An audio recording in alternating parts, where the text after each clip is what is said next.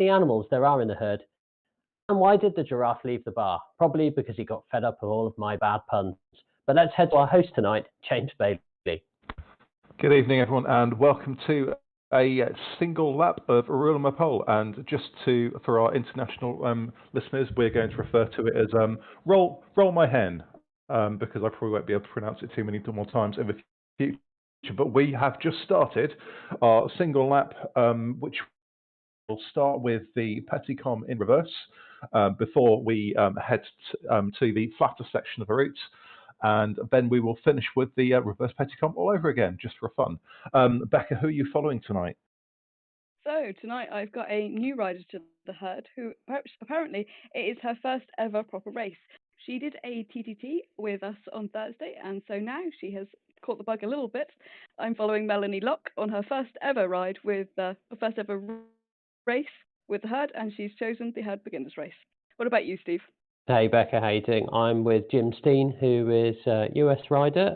He's currently sporting a green Tron, interestingly, as well, which is an interesting bike choice. He's in that front group as we head up the hill. And James, who are you with? So tonight I'm following Mark with a C, Perks, and this is his first venture into the commentary stream. I'm not certain if he's done any of the herd races beforehand. I had a quick look on Zwift Power, and I don't think I saw any. He's a top level D. He is best free around about 2.4, 2.45. So he's looking for a big push tonight to get him close to the C's. So we will have to see how he's getting on. But he's currently sat in 47th place and putting out mid 200s, high 200s, and dipping into the 300 watts and pushing as hard as he possibly can up the hill. Becca, whereabouts is Melanie? She's currently in 80th out of 130. She's been pushing 3 watts a kilo since the start. So if she does carry on like that, then she's probably not going to be in D for very long. She's got a fantastic start so far. But she seems to be just losing the group that she was in. But luckily, there's another group behind her with Matt DeFreitas, who does actually appear to be doing a recovery ride. Yeah, don't believe it for a second. Interestingly, I've just seen a American rider called C. Akiyama. Just wondering if there's any relation to one of our racers, Ryan Akiyama. And C. Akiyama is also in the herd. Maybe Ryan can set us straight. Either now or later on, but interesting to find out. Steve, what's going on? Oh, so Jim's done a good start. He's in what looks like the second group on the road now. Loads of herd riders up here: Alan Chevel, Paul Shucklerow, Zoe Mackay as well, in this group as well. One of last week's feature riders, and I think Dennis is just off the back. But Paul went out frankly bonkers 6.5 watts per kilogram, and then dropped to sort of mid threes as we hit this kind of lighter slopes, chasing these pixels up the hill of the Petit KOM. And that group on the front have gone off at a frankly ridiculous 6 watts per kilogram all the way up this hill. So look forward to seeing Becca do that tomorrow. I will be doing exactly what Jim does and just be sat nicely at 3 in the second group, maybe waving to some people as they go by. I believe waving makes you slightly faster as you go up hills. You were doing it so much in the ZRL this week, James. I do believe so, and to be honest, I've been trialing various different waving techniques. I tried to do a wave to Shifty Simon Gardner on the way past him on the volcano. It looked like I was giving him his back a little bit of a rub. Just say, never mind, son. Try harder next time. But then again on the Tuesday ZRL, going up Libby Hill, I did a bit of waving, and it seemed to propel me faster up the slope. So I think that's an interesting tactic to possibly make use of in the future. So any of our riders who are climbing up hills wanting to overtake people, get the wave going. It might help. Becca. To be honest, if you've got enough time to work out where the wave button is on the companion app, you're not trying hard enough, and you need to learn to suffer just a little bit more. Although I did say Melanie just waved, so I'm quite impressed that either she's listening or she's saying hello to another herd rider who's just pulled up behind her, Matt DeFreitas. Melanie's got the right idea. She's going up the hill trying to make herself go faster. Yeah, or she's waving to Matt, who, quite frankly, seeing as he's on a recovery ride, should actually be sitting on the front rather than letting her drag him up the hill. But never mind. How's your ride getting on, Steve? Well, he's just been dropped a bit by that second group. It looks like they've wound it up a bit. Zoe Mackay, I can see just hanging on at the back of that group, bouncing to good intent at kind of low threes. Jim's kind of at high twos at the moment, low threes. He's got a good wheeler and Alan Chevel, also from the herd. So hopefully they can work together and maybe get back on this group on the descent. They're not far from the top of the KOM at the moment, so just needs to dig in, put a bit of an effort in, but 5 seconds to that group ahead, and they're working hard. It looks like Jim might have left them, but nicely in 41st place here. Hopefully he can just hang on to the wheels in front of him. Yeah, so Mark's dropped down a little bit back down to 53rd place. It looks like he went off really hard. His watts per kilo are now around about 2.5, probably averaging, whereas he was pushing out sort of 3 and a bit earlier on. So I think he's now settled into a relatively comfortable place. He's now found, I think it's Mark Morgan just behind him, and Kay Goatley just in front of their now group of 3. So hopefully they can all support each other going over the top, which we should see in the next few minutes. Becca, how are we getting on? Quite frankly, she's going from strength to strength on this climb. For quite a lot of it, she was riding at 3.2, and Matt did do a nice turn on the front for a little bit before he's decided to ride off. Anyway, there's also another rider in here, Kay Harvey, who I don't recognise from the herd, but also sporting nice herd kit. And yeah, so there's maybe 5 of them in a group now. 77th place currently, and they've just gone past the start of the Ventop climb, although I think they'll all be very glad that they're not climbing up there tonight. How about you, Steve? Yeah, so Jim's just approaching the left-hand bend as we get to the banner, just getting up to the barriers, keeping the virtual pixels who are jumping up and down in excitement for every rider tonight at bay. A couple of riders crank it up. He's got a nice little group here. Well, one of the folks from the Cheetahs, I can see, can't see his first name because of the wonderful Zwift UI that we have. So yeah, just it looks like it's Jonathan actually. So they're just approaching that left-hand bend and about to go over. He's in a group that's in the kind of low 40s at the moment. James. Yeah, so just to Mark, obviously he's a new rider we haven't met before. According to Zwift Power, his FTP is 216, and he's been definitely way above that tonight.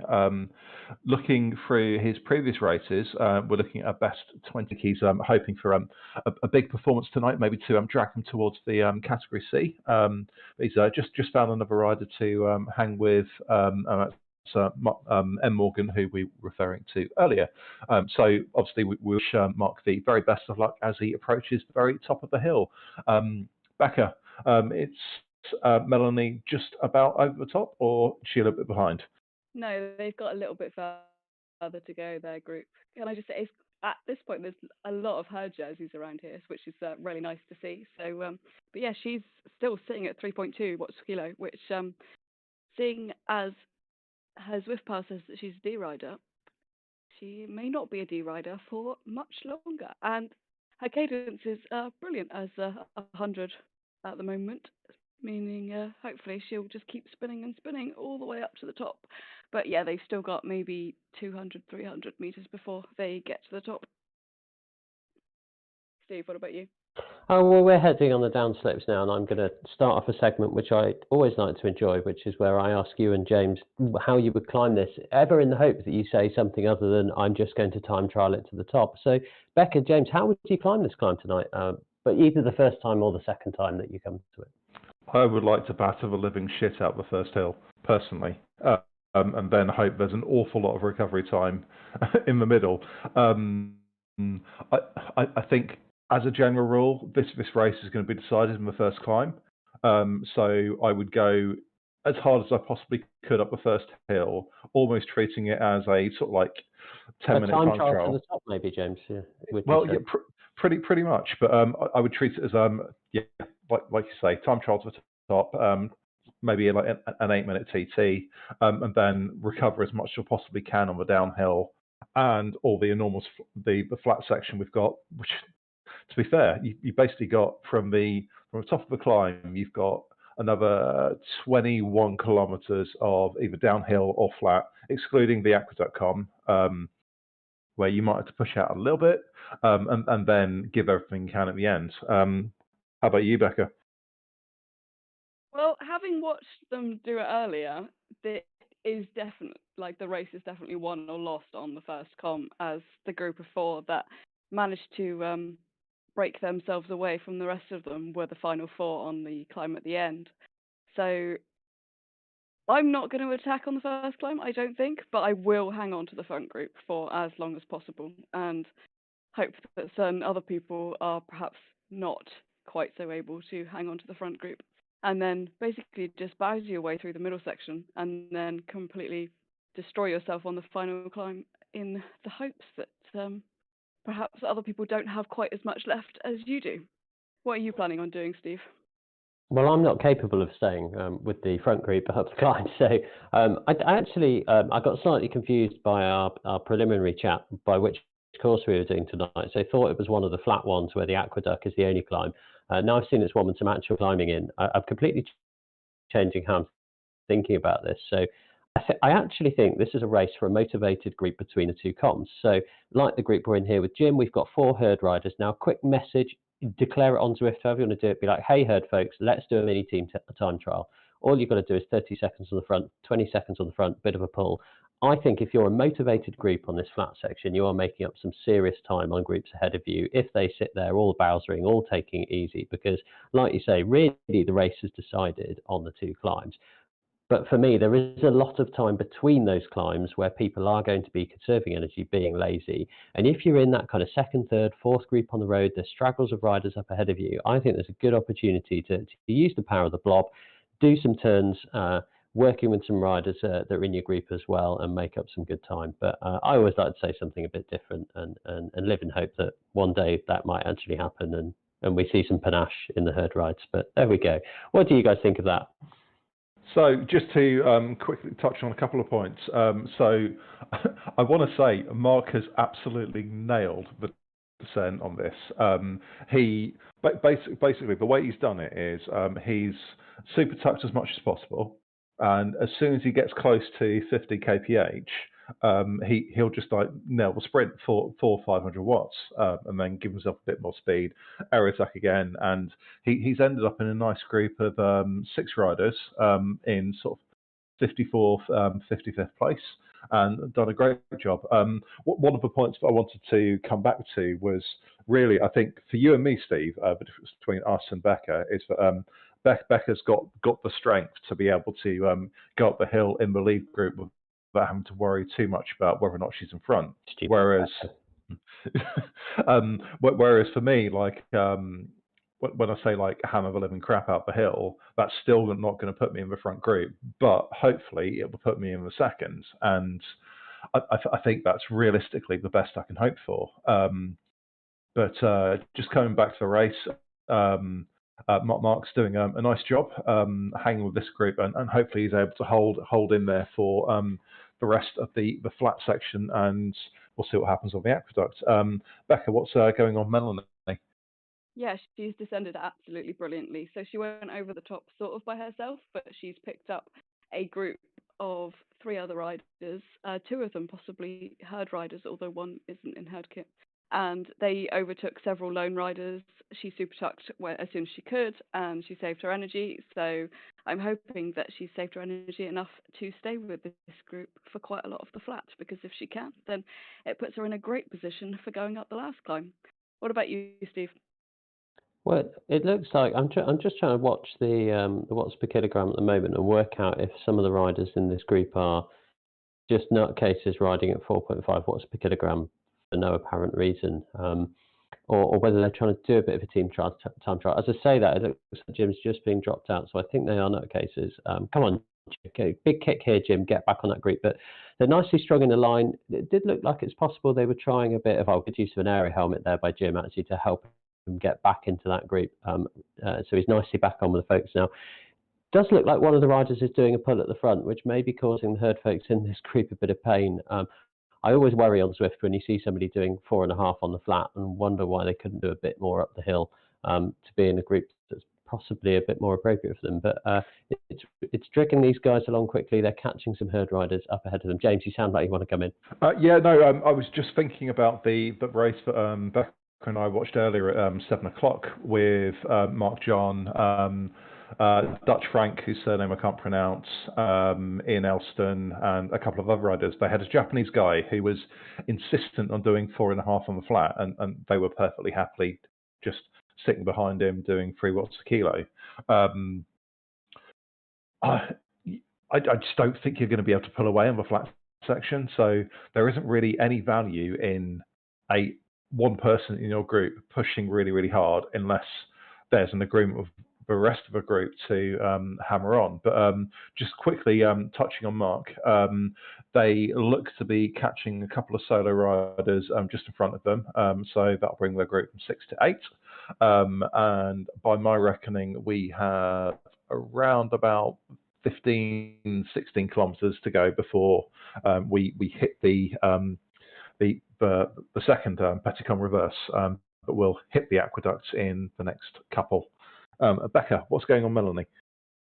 Well, Melanie's group have picked up another couple of riders as they've gone through. As we all know, we're stronger in a group, so now they've got 6 of them.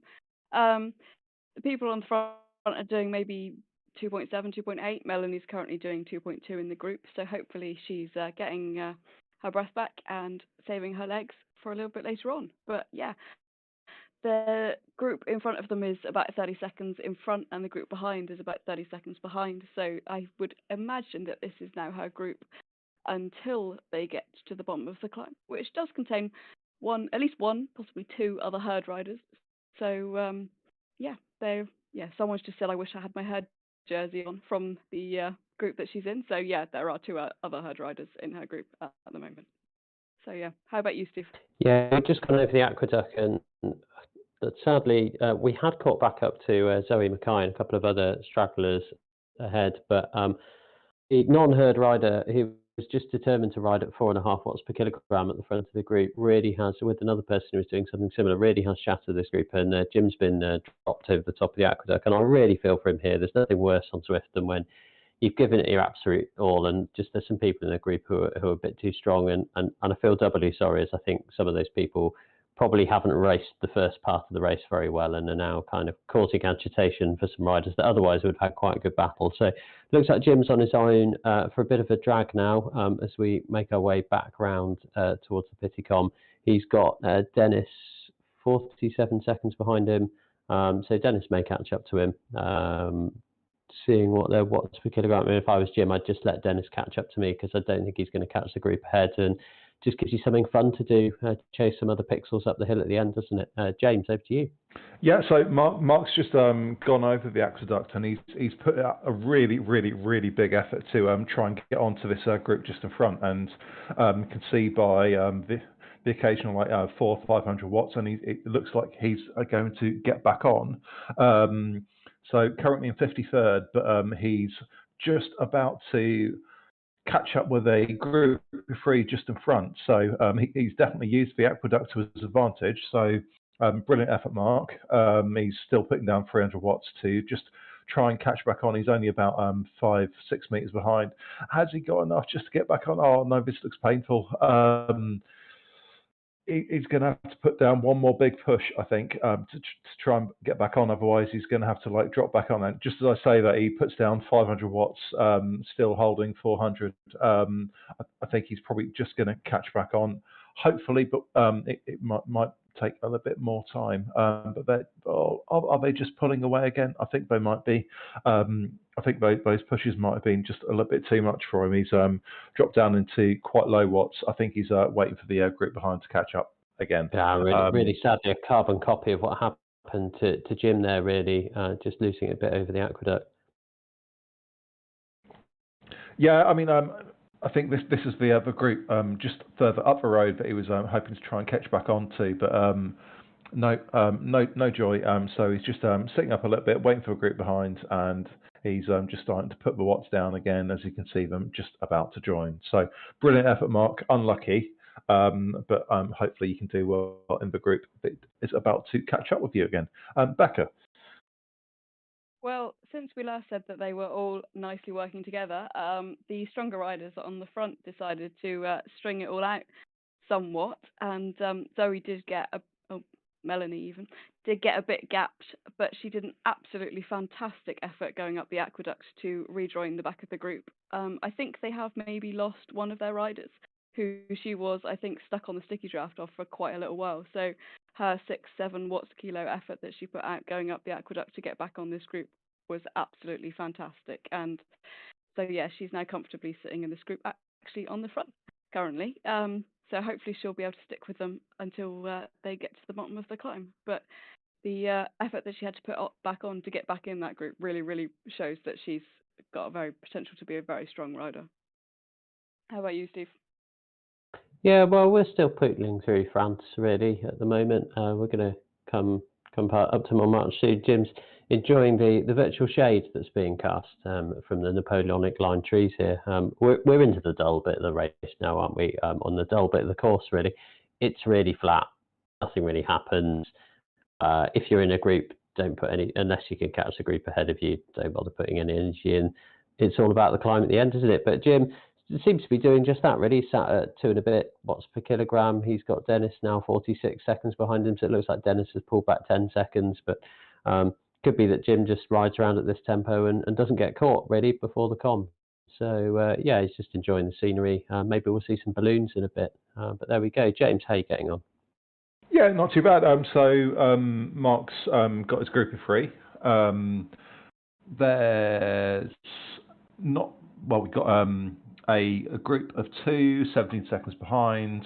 There's a solo rider who's currently putting out bouncing between like a 1.5 to 5 watts kilo, 7 seconds in front, and then there's a little group about another second in front of that. So looks like Mark and these other 2 riders. We've got M. Morgan and Kay Goatley who are with him as well. I suspect they will be together until the climb, but we will see if they catch on to Brady, who's now only like 4 seconds. I think he or she is, well, I was going to say they're sitting up, waiting to get into this group, but then we saw like 4 watts a kilo, 5 watts a kilo. So who knows what's going on, listeners? Let's go to Becca and find out how Melanie's doing. She's still quite happily in her group. I just like to say we watched this race earlier, and there was one rider who was stuck 5 seconds off the back of the front group and 18 seconds in front of the group behind, of which we thought should probably sit up and wait rather than keep trying to push 5 watts a kilo. In the end, they decided to quit, just completely and utterly disappeared. Obviously, the race wasn't going their way. Ethics of doing that in a Zwift race, anyone? Bloody love it. Absolutely love it. As you know, there are. I'm a big fan of this, and we discussed this on Discord, haven't we, Becca? That there are 2 ways to finish a race when you're tired or a bit stressed out by it. There is the and I use 2 David Miller examples tonight. I'd normally use a Bjarne Riis example. There is the David Miller carefully positioning your time trial bike up against the barriers before collapsing in a heap in the ground, but ensuring that your bike doesn't fall over and that takes no damage. Or there is the David Miller riding all the way up to 1 meter from the finish line on one of the steep climbs in the Vuelta a España, and then getting off and quitting 1 meter from the finish line in protest of how stupid the course was. So I think that's probably more of the latter one. That is quitting with a bit of panache, should we say? But yeah, we've all been there. I must admit, I dumped out of a bullseye race, having been dropped up to about 500 meters one week. So it is a frustrating game at times, isn't it? Sometimes we have to hurl the virtual water bottle across the virtual garage, or the actual water bottle across the actual garage. You know. We saw this earlier, actually, in the 7 o'clock race. There was one guy who was right in the middle of the front group and the second group, and he was putting down like 4.5, 5 watts a kilo to try and get onto the front group, and he got to within about 4 seconds, and then he seemed to quit. Either he had a technical or just decided it wasn't worth it and he'd take the time off and try again another day. But, you know, at the end of the day, it's entirely up to the individual. Obviously, we don't like to see people quit races, especially when they're relatively short. But, you know, it's entirely up to their prerogative. And hopefully they will come back another day stronger. But just coming back to Mark, he's still in his group of 3. They're working nicely together. They are holding pace around about 2.5 watts a kilo at times. And we will have to see how they get on. I think we've got almost exactly 10 kilometers to the second climb, and they are definitely recovering. The guy in front's doing about 3 watts a kilo. Behind, we're looking at sort of low 2s. I think they're having a nice little bit of a recovery time before the effort starts again. Becca, we're at 54th position here. How's Melanie getting on? More interestingly, Becca, you were watching the race earlier, weren't you? And didn't a rider drop out at some point? I super appreciate James repeating exactly what I said to bring up the point about the rider dropping out. Just, let's just go over it again if you like, Sorry. rider dropping out. I'm sure people would love to hear about it for a third time. Anyway, Melanie's currently doing 2 watts a kilo. She's still in the same group as she was before. There's still 5 of them. They're rolling around France. This bit of the race is super boring. I'm going to hate it tomorrow, and I'm going to count down every kilometre until, we get to the bottom of the hill, because quite frankly, it just sucks. How are you getting on, Steve? Well, we're in that flat bit that's a bit dull, and we've gone past the beach. There's some sheep. The windmills are slowly turning on the left, generating some green energy. And well, yes, dull, isn't it, this part of the race? So, James, I'm going to ask you a couple of questions now, as we've got a bit of a gap in the group. And I did try and tee you up on Facebook with these questions in our group chat, but I can see you've not read them and ignored me. So, first question, James. What's this Zwift Power thing? We talk about it a lot on the group. We get a lot of new people to the rides who ask about Zwift Power. What is it? Why should I sign up? How do I use it? So Zwift Power is essentially your racing database in Zwift. So it will record all of the races that you take part in. It will show you all kinds of data during those races, and that's pretty much it, to be honest. There are various uses of Zwift Power. You'll be able to see how you've compared against your competitors. You'll be able to see your 20-minute, 5-minute, 1-minute, 30-second, and 15-second power. But it's imperative use for anyone who's looking to take part in races, just to see how you get on. And I don't know if you said this, James, but there is a night where we're just repeating each other anyway. But isn't it true that on Zwift Power, actually the category filters are properly applied? So if I'm a D category rider and I enter a D category race on Zwift, then on Zwift Power, it'll only show me D category riders. If I'm a B category rider and I enter a D category race on Zwift, I can still race and ride, and Zwift will show me as having won the race. So quite often people will say it's not really a real result unless it's on Zwift Power, because we know that the categories are properly applied. Yeah, so with the races that we run, obviously, like, this is an E for everyone category race, so it doesn't really matter what category you enter, because there's only one you can enter. But as we move into the summer, there'll be category A, B, C, D, and it's imperative that you enter the correct category, because if you enter into a category below the one that you should be entering, you'll automatically be disqualified. So pay very special attention to your profile page. And if you search on YouTube for Zwift Power profile video, you'll probably find the one that I put out about a week ago, that will basically show you how to make sure that you enter into the right category. Brilliant, thanks, James. So my next question is, because I'm watching a rider who's quite boringly having to cycle on his own, where else in the herd could I boringly cycle on my own? Isn't there an ITT event on a Monday? There is indeed. We have the Monday individual time trial, and just loading up the schedule now, just so I can give you a little bit of an insight into what we have. I seem to recall earlier it was a Yorkshire event, which will be fairly bumpy. But yep, so we're looking at Tour of Treatwell on the 1st of March. And yep, that'll be fairly bumpy. We also have the Bullseye event on Wednesdays, and that's our points race, where you will get points depending on what position you are in against your category as you go through each lap banner. And there's 12 laps of the LaGuardia Loop. And then Next weekend, we have one of the new routes. It's the Ocean Lava Cliffside Loop, which will take you up a tiny bit of the Epic KOM route before you turn off left and head back into downtown Watopia.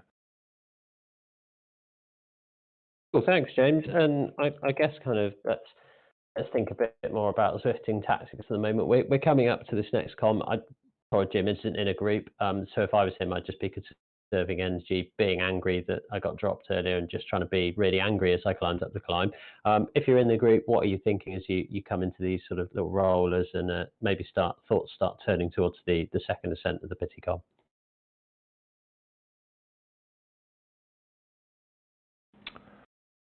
So we've not got far to go. We've got, I guess, 6-7 kilometers to go before we hit the second climb. I think now we're thinking all about recovery. Just trying to preserve ourselves as much as we possibly can before just putting out a maximum effort up the hill. Mark is in a group now that's, well, I guess probably 10-12 riders, anything between 63rd and I think 51st at the front of it. I can see Matt de Freitas is in there doing one of his recovery rides. No doubt we'll see what recovery means to Matt when he starts doing the climb. How's Jim doing? Yeah, still pootling along through France. I hope he's got some good tunes on at the moment. It's pretty flat. It's pretty dull, isn't it? Becca, how are you? Do you want to just repeat some stuff we've said already? I mean, I can do if you like. It seems like that kind of night. But anyway, Melanie's still in the same group, which I might as well repeat myself here at this point. She's still in the same group as 5. She's still got one of the herd rider who's from the herd of clever colts, who I'm assuming is the ZRL team because it sounds like one of the horse names that everyone gave themselves last season. And yeah, they all seem quite comfortably riding together. So I guess it's between the 5 of them what they're going to do when they get to the bottom of the climb, which quite frankly tomorrow will be smash it as hard as possible to drop him. What about you guys? I was just going to say, like, at least they chose different horse names rather than 1, 2, 3, and 4. But that's by the by. Mark's still in his happy group of about 10, 12 riders. See Morgan's still in there. Can't see. Got one other herd rider. I can't see who it is. Oh, sorry. Obviously, it's Matt de Freitas on his recovery ride. Steve, what's going on with Jim? Well, once again, not much. He's riding on his own in Zwift, doing a couple of two and a bit watts per kilogram. He's set a nice pace actually. Dennis Wade maybe gained another 5 to 10 seconds on him, but I don't think Dennis is in a particularly big group. So I think Jim might actually hold them off to the climb, and then let's see what he's got in the tank for the climb. I mean, could see on top. Didn't like that route. Let's hope you don't do that again soon, dear Director Sportif. Don't give me any ideas. Dear, I could see on the YouTube chat that everyone is enjoying the infomercial section that we've just had then, and actually they're also enjoying how flat and not much is happening in this ride. So asking for more animal names, I think that's a segment I am certainly not drunk enough to revisit this week, but perhaps James and Becca are. How are the folks doing it in the groups where there might be some action happening? Not a lot of action happening here. We are still in the same group. Becca, how's Melanie doing? I'm not sure I ever visited the herd of animal names thing, let alone revisited the herd of animal names thing. And also Craig described us as verging on too silly. So I feel like, we probably shouldn't do that anymore.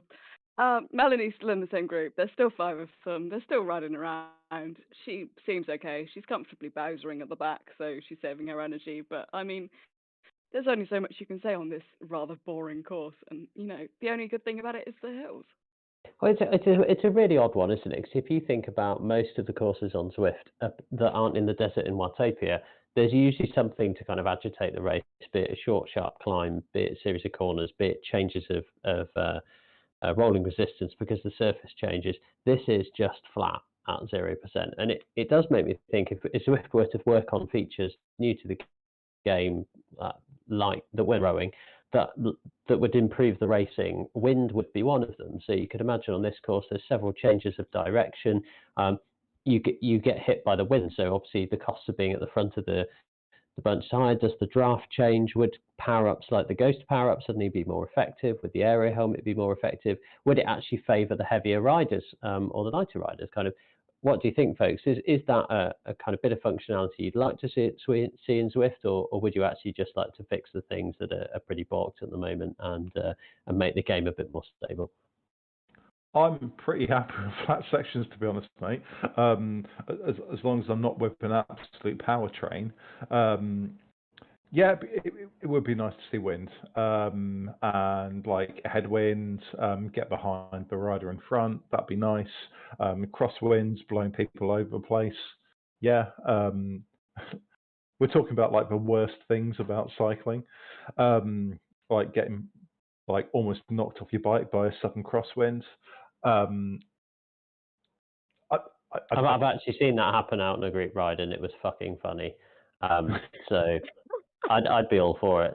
Genuinely going along in a group, and we cycled past a field as we went past the gate where obviously the cows come out of the field.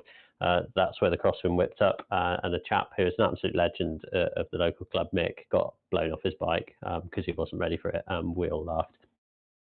I think the worst things about cycling outside are potholes and car drivers, and neither of those things are on Zwift. So unless they're suddenly gonna like introduce someone who like screams out of their window at you that you need to pay road tax when they sort of like ride past you, I can deal with the Zwift if that was made to be a thing. So we've had a few entries for what M. Morgan's name actually is, and I'm just going to read through those. We've got a mongoose, mallard, mole, millipede, and mink. I quite like mallard, to be honest. I don't know about you two. Yeah, I'm a fan of mallards as well. It's just it's a fun sounding word and a nice looking duck.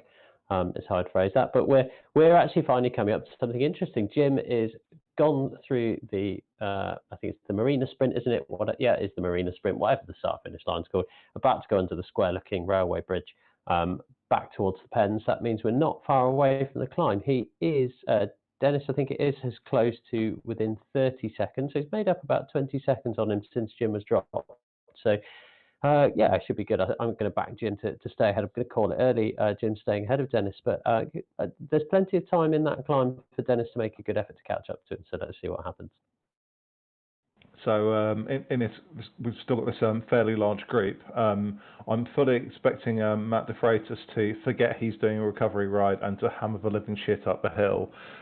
But Mark's doing a great job by hanging in here, and he's going to have the hill before too long.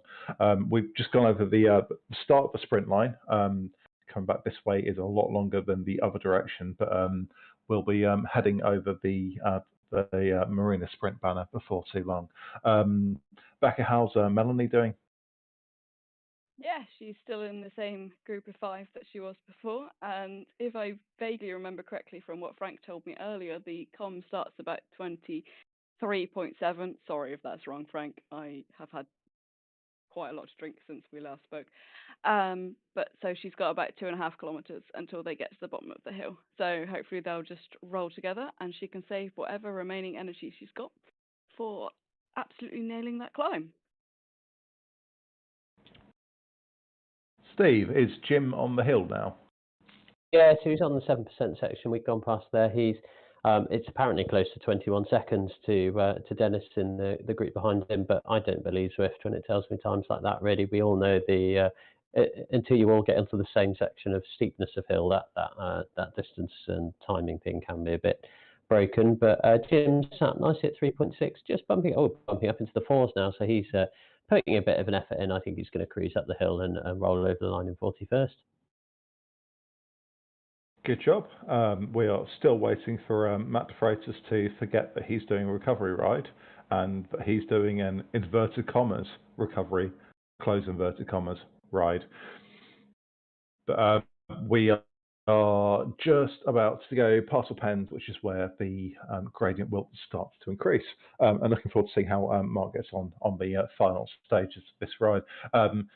He's done a great job so far. I was really impressed with how he handled the downhill and also his massive push up the aqueduct KOM and the other side of the aqueduct as well to try and bridge the gap to the group in front, which sadly he wasn't able to do, but definitely a massive effort to try and get on there. But still very, very groupy here now, and we are just about to start to hit the incline. Becca, how's Melanie doing?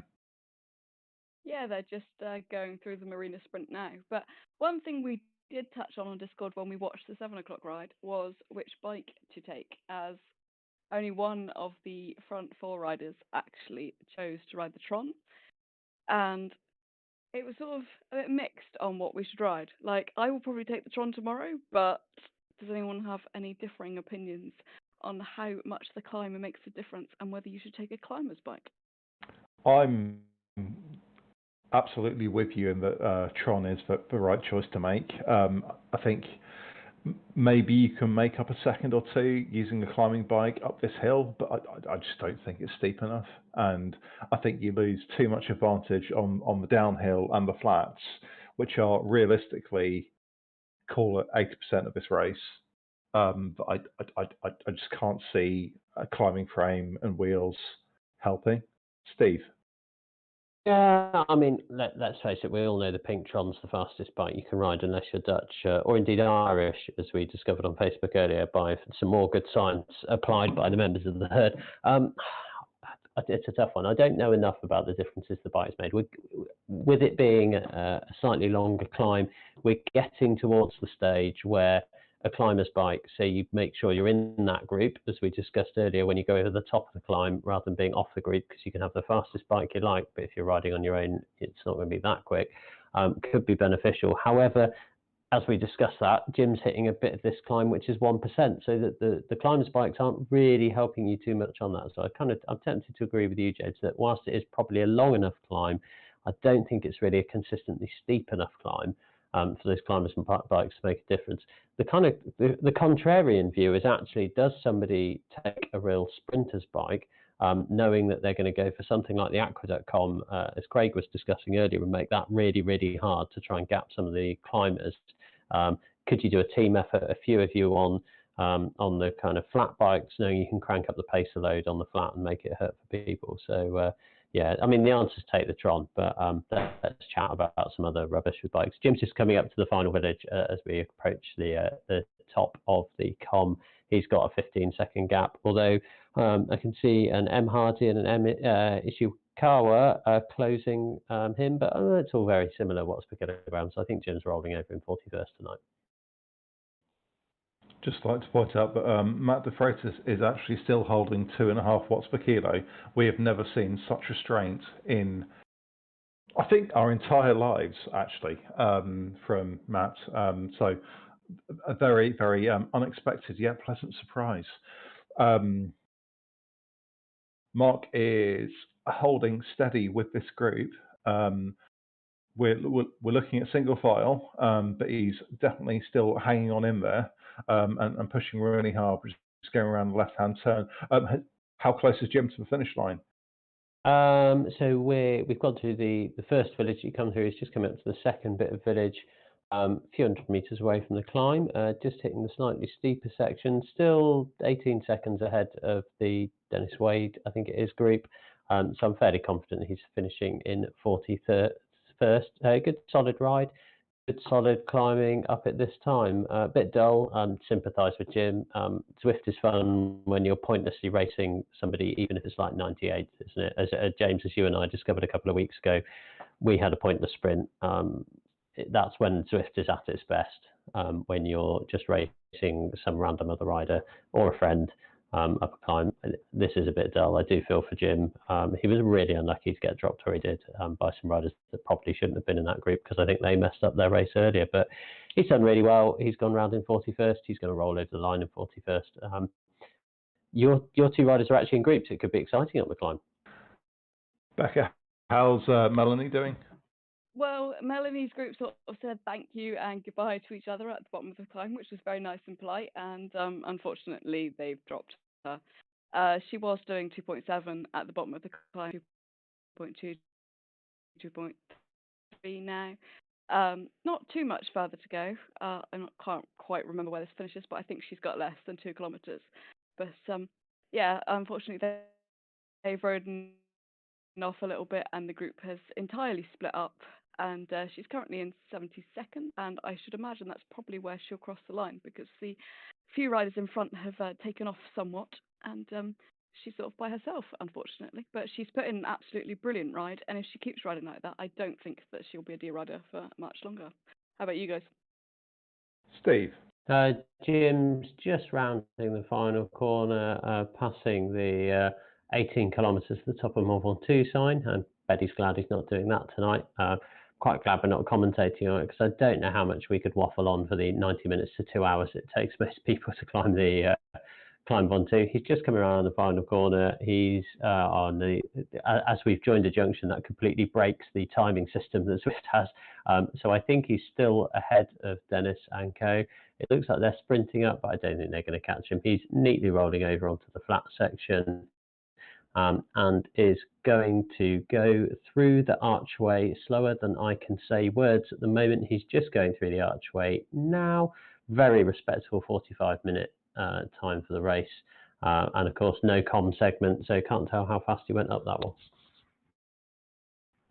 Super job, Jim. And Mark is still hanging with the group. It looks like Matt De Freitas is just trying to pull him up a little bit. And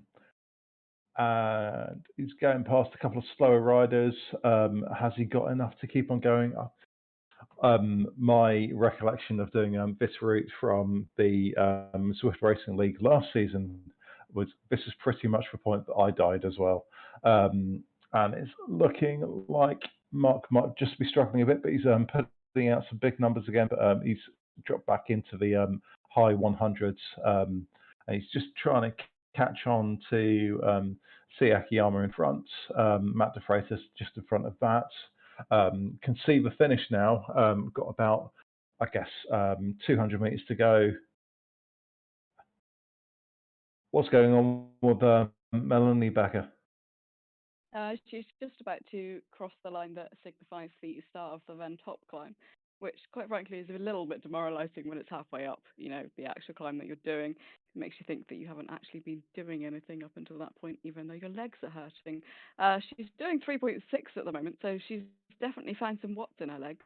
I don't know whether she'll be able to catch the riders in front of her, but she is certainly putting in a very, very good effort right now. But yeah, the riders behind her, I think, were part of her group previously, and the riders in front of her were part of her group previously. But she is unfortunately by herself, although she is catching somewhat the rider in front of her. She's still got maybe 1.5 kilometers to go before she gets to the top of this climb. And yeah, this is about the point at which I was yelling at you not to get dropped on ZRL, which you then consequently got dropped on ZRL. Just to jump in very quickly, Mark's put in a really big sprint just to get up to the top, and he picked up a few positions. So fantastic effort, Mark. Well done. And he's now over the line and happily going downhill, which I suspect he'll enjoy. And he's doing 0 watts, so I think he's pretty much spent. So we are back to Melanie and seeing how she gets on over the line. Yeah, the automatic drop to 0 is very much a sign of everything has gone. I need to lie on the floor right now. She's actually just overtaken someone who has a name of CMM5553, so I'm not even going to try and make anything out of that. So she is overtaking people, so she's definitely got some legs left at the end now. And well, I can see on the companion app at least the finish line, although I can't see it where she is. So I'm not sure I've actually got enough to talk about until she gets to the top, because she is unfortunately now by herself after she's overtaken that rider. Although I must say that rider didn't really appreciate her overtaking and did start doing 5.5 as she went past, when they'd only been doing 2.3 for the time that she was behind them. But in front is the guy from the herd of clever something. I don't know. It's scrolling. Sorry, Zwift is terrible. Who she is actually gaining on, and in front of him is also another rider who she was in a group with, which she is also gaining on. So perhaps they went out on the climb just a little bit too fast, and she's been reeling them in at 2.5, 2.7. She's now doing 2.8. So I can see the finish line somewhat in about 400 meters time. But it's that horrible part of a race where you really, really just want it to be over, and your heart rate is way too high, and it all seems to take way too long. Can somebody else please say something? Melanie's doing a great job. She looks like she's so bearing in mind I'm looking at the YouTube feed, which might be slightly behind, but she's definitely catching these folks, isn't she? And just to mention, I think there was a Japanese rider earlier, but I don't think he's here now, James. So carry on. Thank you. And so we've got whoever it is out of the herd Clover Colts just in front. And it's now down to 2 seconds, and Melanie's doing everything she possibly can to try and catch up on a 4% gradient, pushing as hard as she can. She's still holding about 3 watts a kilo. Becca, what do you think of her chances? Do you think she can make it back? I was going to say yes until the guy in front literally just dropped his power up further and sprinted off at the same time. She's putting down 5.3 at the moment.